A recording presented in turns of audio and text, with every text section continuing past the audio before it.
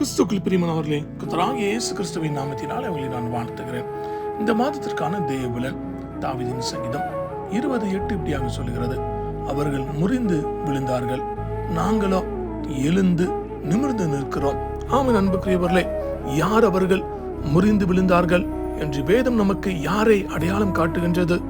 மனித பலத்தில் மட்டும் நம்பிக்கை வைத்தவர்கள், அதாவது தங்களுடைய பணத்தினால், பதவியினால், கல்வியினால், அதிகாரத்தினால், ஆட்கள் பலத்தினால் மேன்மை பாராட்டுகிறவர்கள் அவர்கள் முறிந்து விழுந்தார்கள் என்பதாக. ஏனெனில் உலக பலத்தை மட்டும் நம்பி வாழ்பவர்கள் அந்த பலம் குறையும் போது அல்லது சோதனைகள் வரும்போது நிலை குறைந்து முறிந்து விழுவார்கள் என்பதாக வேதம் சொல்லுகிறது. சிலர் ரதங்களை குறித்தும் சிலர் குதிரைகளை குறித்தும் மேன்மை பாராட்டுகிறார்கள். நாங்களோ எங்கள் தேவனாகிய கர்த்தருடைய நாமத்தை குறித்தே மேன்மை பாராட்டுவோம். அவர்கள் முறிந்து விழுந்தார்கள், நாங்களோ எழுந்து நிமிர்ந்து நிற்கிறோம். ஆமன். பிரியமானவர்களே, மனித பலத்தை மட்டும் நம்பிக்கை வைத்தவர்கள் தோல்வி அடையலாம், ஏமாற்றம் அடையலாம், வீழ்ச்சி அடையலாம்.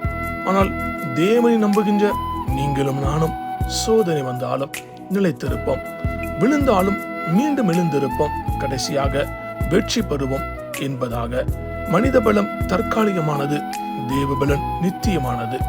வேதம் சொல்லுகிறது, நீதிமான் 7 தரம் விழுந்தாலும் திரும்பவும் எழுந்திருப்பான், துன்மார்க்கரோ தீங்கிலே இடருண்டு கிடப்பார்கள். என் சகோதரரை, உலகம் ரதங்களையும் குதிரைகளையும் நம்புகின்றது, ஆனால் நாம கர்த்தருடைய பரிசுத்த நாமத்தை மாத்திரம் நம்புகிறோம். அப்படி இருக்க எந்த சூழ்நிலை குறித்தும் பயப்படாதிருங்கள். நீங்கள் ஒருபோதும் முறிந்து விழுவதில்லை. மனித பலம் விழும், ஆனால் தேவனை நம்புகிறவர்கள், அவருடைய நாமத்தை உயர்த்துகின்றவர்கள் எழுந்து நிமிர்ந்து நிற்பார்கள்.